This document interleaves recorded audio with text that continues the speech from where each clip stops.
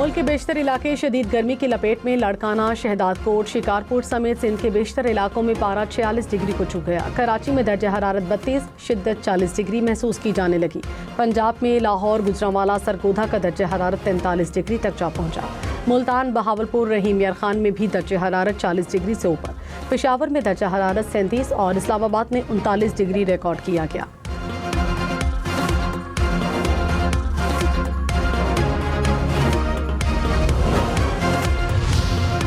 इलास में मूसलाधार बारिश, शहर कराकरम मुतादिद मकामात पर बंद। ट्रैफिक मुअत्तल, मुसाफिर रास्ते में फंस गए। गिलगित बल्तिस्तान रावलपिंडी का ज़मीनी राब्ता मुनक़ता। वादी शिगर में भी बारिश, नशेबी इलाके पानी जमा हो गया। खैबर पख्तूनख्वा के बालाई इलाकों में मगरबी हवाओं का नया सिलसिला दाखिल।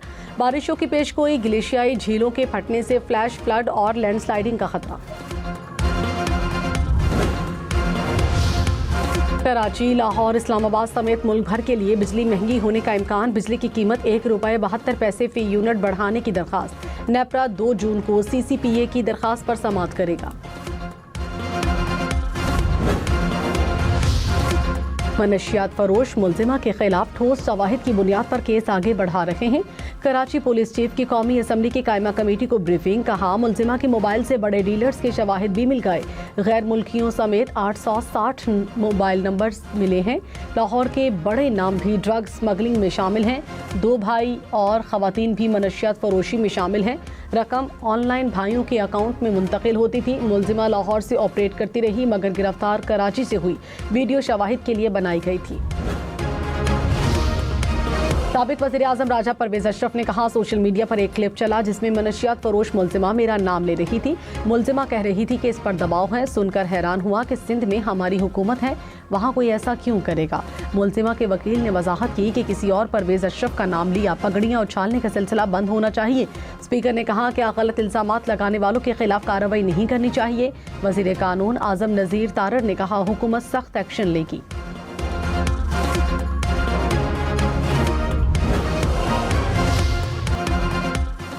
मुसलसल दूसरी बार बांग्लादेश ने पाकिस्तान को टेस्ट सीरीज में वाइट वॉश कर दिया। दूसरे टेस्ट में भी पाकिस्तानी टीम को 78 रन से शिकस्त। सीरीज 2-0 से बांग्लादेश के नाम। 437 रन हदफ के ताकुब में कौमी टीम 358 रन बना सकी। मोहम्मद रिजवान की 94 रन की मुज़ाहमत भी टीम को फतह न दिला सकी। बांग्लादेश की जानिब से तेजल इस्लाम की 6, नहीद राना की 2 विकेटें।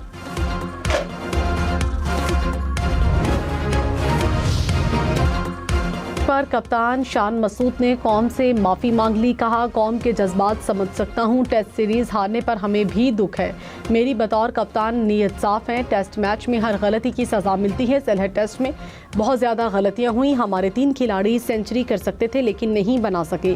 पहले 3 दिन अच्छा खेल पेश नहीं कर सके। आखिरी 2 दिन की मेहनत का फ़ायदा नहीं हुआ।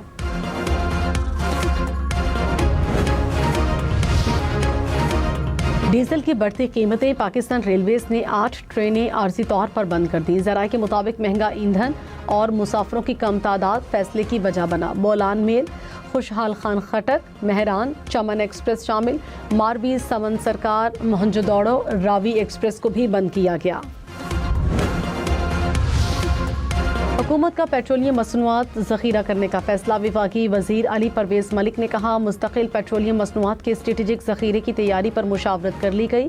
पाकिस्तान को माहाना $55 करोड़ का खाम तेल चाहिए। स्टोरेजेस अखराजात के लिए $30 करोड़ दरकार होंगे। ईद उल अज़हा पर 26, 27 और 28 मई को सरकारी तातीलात। ईद के तीसरे दिन दफ्तर आना होगा। वज़ीर आज़म शहबाज शरीफ ने ईद उल अज़हा के मौके पर 3 दिन आम तातील की मंजूरी दे दी। तातीलात का इत्तलाक मुल्क भर के विफाकी सरकारी इदारों पर होगा। नोटिफिकेशन जारी। वज़ीर दाखिला मोहसिन नकवी एक बार फिर ईरान पहुंच गए। ईरानी सरकारी मीडिया के मुताबिक मोहसिन नकवी ईरानी हुक्काम से मुलाकातें करेंगे। मोहसिन नकवी हफ्ते में दूसरी बार तेहरान का दौरा कर रहे हैं।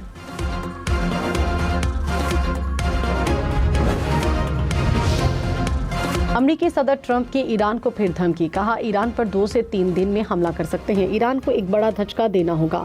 ईरान किसी सूरत एटमी हथियार नहीं रख सकता। ईरान के पास जौहरी हथियार हुआ तो वो इसराइल को तबाह करने में देर नहीं लगाएंगे। गुज़श्ता रोज़ ईरान पर हमला करने से सिर्फ 1 घंटा दूर थे। सऊदी अरब, कतर, मुत्तहिदा अरब अमारात और दीगर ममालिक की दरख्वास्त पर हमला मौखर कर दिया।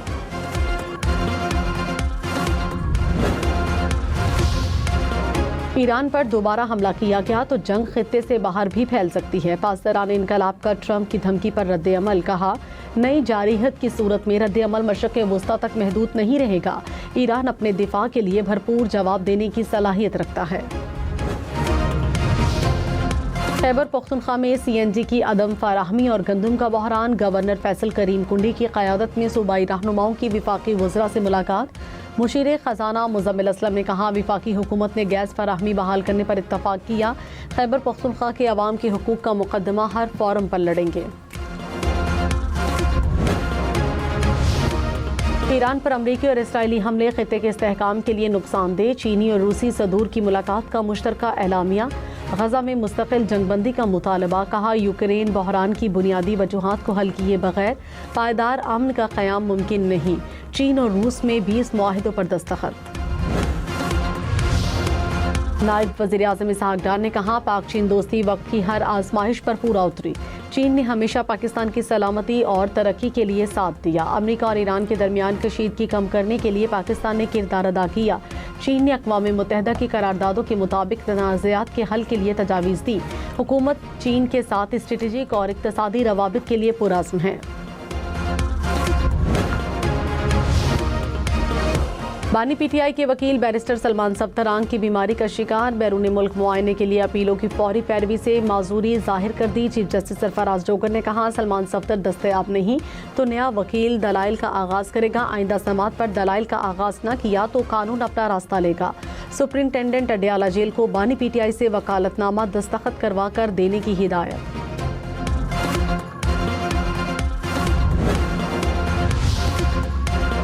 सना यूसुफ का कत्ल किसी नरमी का मुस्तहिक नहीं।